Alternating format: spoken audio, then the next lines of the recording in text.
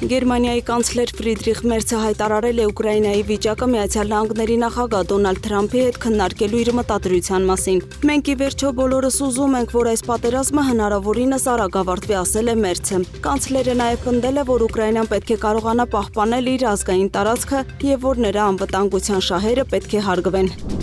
Սոչիի շրջանում մոտ 5 մագնիտուդով երկրաշարժ է գրանցվել 35 կիլոմետր խորության վրա, հայտնում է Եվրոպական միջերկրածովյան սեյսմոլոգիական կենտրոնը։ Ըստ հաղորդագրության ցնցումների էպիկենտրոնը գտնվել է Սոչիից 32 կիլոմետր հեռավորության վրա։ Երկրաշարժի հետևանքով զոհերի կամ ավերածությունների մասին դեռ տեղեկություններ չեն հաղորդվում։